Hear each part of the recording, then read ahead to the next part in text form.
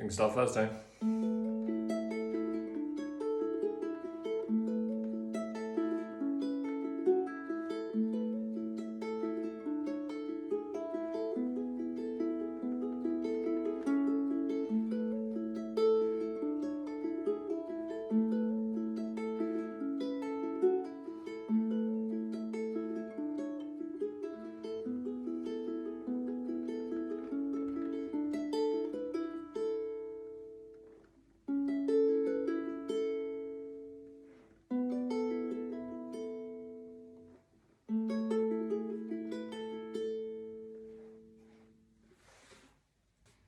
Hello. So surprisingly this week we're talking about hammer-ons and pull-offs again. If you haven't got the message by now, hammer-ons and pull-offs are the way forward, okay? You need to always include them in your playing. Got it? Cool. The other main thing we're talking about is this, which I call the James Hill tuning, and it's because James Hill introduced it to me. Not personally, I've had many restraining orders, so that's never going to happen. But basically, there's a lovely video that I will tag somewhere of James Hill explaining a baritone tuning called Bebe tuning, which is B-E-B-E.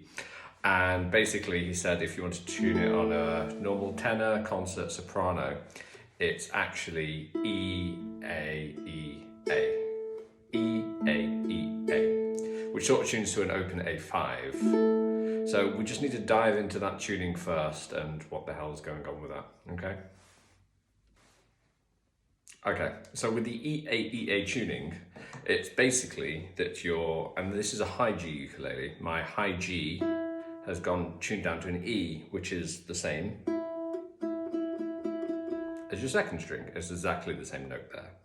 So you can either, for this, use a chromatic tuner, one of those clip-ons, and just tune it down until it says E. Tune down, not up, down. You've got to go lower. Or you can use your ears, and basically you can keep going until it's complete unison like that. I mean, if you're lucky enough, I have one of these lovely devices and I just put the tuning in myself and I called it James Hill tuning. Well done, autofocus, you're doing a very good job. And basically that's all I do. The other thing then you have to do is tune your C string down to an A. Okay, so that's tuning G down to E and tuning A down to C. These other two kids remain the same as normal. So I'll admit, the first time I saw James Hill mention this tuning, I thought, you know, he'd been doing a bit too much of this. And I was like, mate, why have you got two strings that are the same? And then they're an octave apart, but you've really only got E, A, E, A, so you've got an open A5. I was like, well, usually the point of open tuning is that, or alternate tuning for an open tuning, is that we tune it to a nice chord. This is tuned to a chord, but it's a fifth, it's not major or minor. But then I started playing around with it, and James Hill is always right, isn't he? Let's just accept that, okay? Who's going to be more right, James Hill or this guy? James Hill. So it's a fantastic tuning. I'd advise keeping, if you've got more than one, if you're lucky enough to have more than one ukulele, I'd keep one ukulele sat in it for a little while whilst practicing this exercise, because your tuning will want to go back. So take one ukulele, tune it to E, A, E, A, E, and then let's get on with it. Now, before we run into the piece itself, I actually have an exercise for you, okay? And that is to practice one of my most favorite tricks on the ukulele. And that is basically where we pluck a note on the A string. So I'll pluck that with my middle finger, and then I'll pull off, and then I'll play the fourth string. So I'm getting 3 notes, but I'm only doing 2 plucks. Pluck, pull off, and then thumb. Now, I'd like us to practice this basically on the 9th, 7th, 5th, and 4th fret, okay? So do it with any finger you want, but I think ring finger is a good one to practice with. Ring finger and index. So we sort of have this pluck, pull off, pluck, pluck, pull off, pluck, pluck, pull off, pluck, and feel free to move down those frets. 9, 7, 5, 4, and even 2. Works a treat. Okay, so to upgrade this exercise, what I'd like us to do is basically, once you pluck the first string, pull off, and then pluck that, you're then going to move to the second string, the same fret, and I'd use the same finger, and I always, on my right hand, use my index finger for that, so that'd be pluck, pull off, and then back to the fourth string. So I'm going first string, pull off, fourth string, second string, pull off, fourth string. And you want to sort of get those on a roll. So 1, 2, 3, 1, 2, 3, 1, 2, 3, 1, 2, 3, 1, 2, 3, 1, 2, 3. So what you can do is practice basically going down your frets with that roll. That's one of my favourite tricks. The speed is hard, but make sure you take it slow and it's even, and you have it in no time. Right, so let's get into the piece. Now, we need to be around the 7th fret with our index finger on the second string, and we're going to hammer on to the 9th fret. Now, before we do that, we're going to pluck an open third string, and then we're going to pluck the second and hammer. Pluck, pluck, hammer. Now, as usual, you know me, my usual technique is thumb, thumb, index, and middle, so I'll pretty much be sticking to that. So we go pluck, pluck, hammer, and then we have an open fourth string. Now, it's sort of that trick that we just talked about with the pluck, pull off, and then fourth string. With a high G ukulele, you can always sort of bounce back to that thumb, and you're sort of alternating, and it gives you like a fast roll. So, open, pluck, hammer, and then open fourth string. They're all 16ths, keep them constant. Now, the next move is my index finger moved to the first string and plucked that 7th fret and then did a pull off. Now you want to keep your ring finger planted there for the sustain, and that's what keeps everything sort of still singing.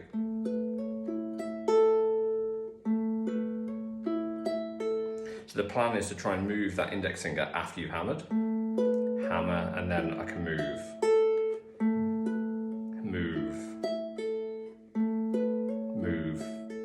And the aim with this is always to try and keep it as seamless as possible, so there's no break in the playing, and that's what makes it really legato and lovely.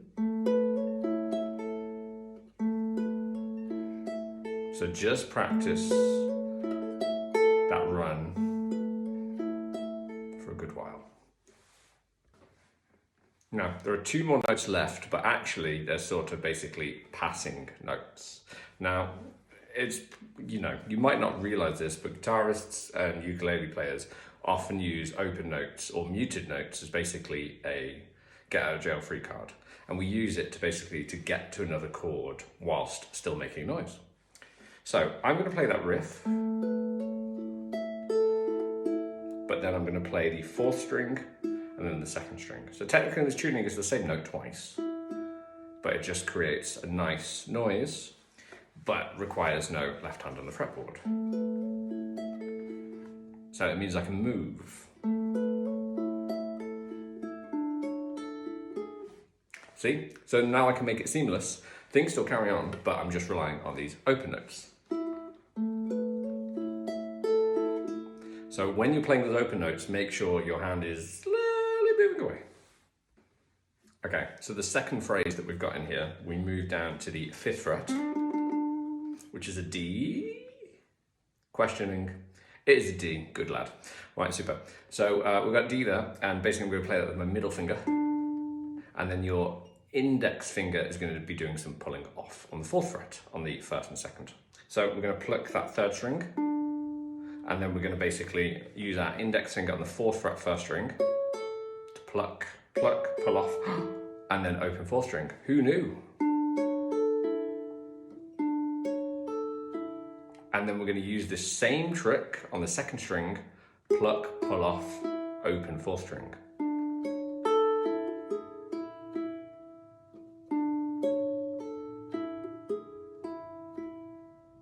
There's only 1 note left, and that's an open 1st string. And that's going to be our travel time.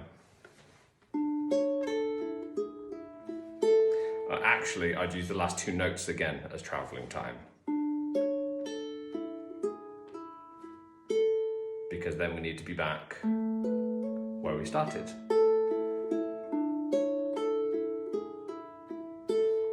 So if you like, you can just actually just bounce between those two sort of riffs.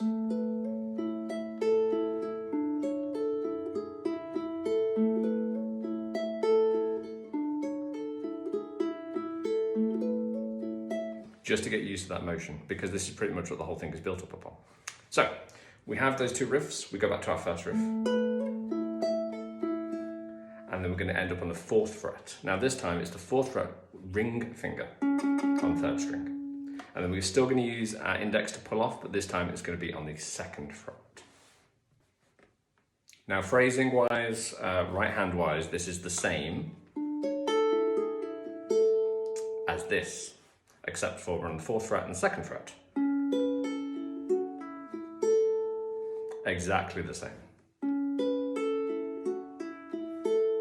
And again, those last two notes are traveling time. So altogether we have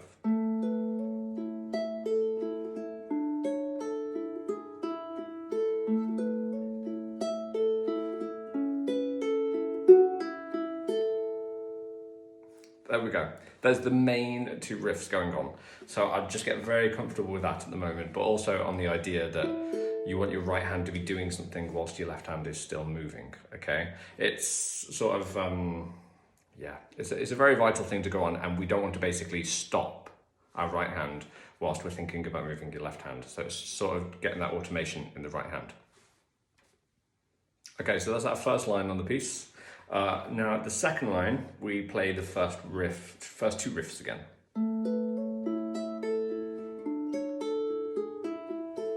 So we play those two, but then we have a difference, and we're going to come to this shape here. Now basically, you need your index finger on the 2nd fret on the 3rd string, and then you're going to need your ring finger on the 4th fret on the 2nd string. For guitarists, it looks like a little 5th, almost a power chord. Now we're going to have that, the other two, the 1st and 4th are open. Now we're going to play one of Sammy's classic arpeggios, ukulele arpeggios. So we're basically playing a group of 6. 3, 2, 4, 1, 4, 2. 3, 2, 4, 1, 4, 2. And you're going to play that twice in a row. 1, 2, 3, 4, 5, 6. 1, 2, 3, 4, 5, 6. They're 16th notes, but counting 6 helps. But in case you disagree, here's the 16th. 1 E and 2 E and 3 E and. Same as count to 6, but you know, if you prefer counting 16th, that's totally cool. Right, so we play that little riff twice. 3, 2, 4, 1, 4, 2, 3, 2, 4, 1, 4, 2. And then we're going to move up. Now basically we sort of have to, I condense my fingers here. And basically my index finger is moving up to the 4th fret, and my ring finger is moving up to the 5th fret. So basically index moves up 2 frets, ring finger moves up 1 fret. If you have a better finger combination than that, use it, that's fine. Cool, we've used 12 notes out of a possible 16 to fill the bar, so we've got 4 left. So that leaves lovely arpeggio, 3, 2, 4, 1. So we have these, and then 1. Now on the tab/music score, it'll show that you have repeat markers. So basically everything that we just did for that first section, you have to go and play all again. You don't have to, but you know, fills up space, sounds nice. Why not? Let's do it again. So once you've done that twice, all of that twice, we then come to this little riff. That riff, yes. So I would aim to basically play all these bass notes with our index finger. So we're going to go to the 5th fret, 3rd string with index finger. And I use my ring finger to do these pull-offs, but you could also use your pinky if you prefer. So we're going to pluck the 3rd string. Ring finger is on the 7th fret, 1st string. Pluck, pull off, and then open 4th. It's that trick again. Then we're going to move over to the 2nd string, 7th fret, do the same trick. And then just open 1 last 1st string. So timing wise, there's a 16th again. So technically I'm going 1 E and 2 E and 3, 4. Or if I counted 1 E and 2 E and 3 E and 4, E, and. So that's just time to appreciate that sustain. Then we move down a fret. So we're going to move down to the 4th fret. We're still going to do the same pull-offs on the 7th fret. So you can use your ring finger, but I changed my pinky here. Same pattern. Only difference is index is on the 4th and pinky on the 7th. We then move down to 2 and 5. So same shape as the 4th. So we have 5 and 7, 4 and 7, 2 and 5. And then for the grand finale, we're open and we're basically pulling off on the 4ths. But I'm adding in one extra cheeky pull off, so one extra pattern, and that's going to be on the 2nd fret on the 1st string. So we play open 3rd, use your ring finger, 4th fret 1st string, pluck, pull off, 4, so it's that same trick. Move it to the 2nd string. But then I'm going in for another pull off, 2nd fret 1st string.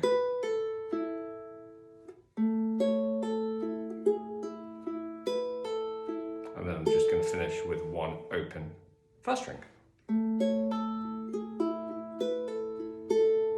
And that again is like practicing that run that we started talking about.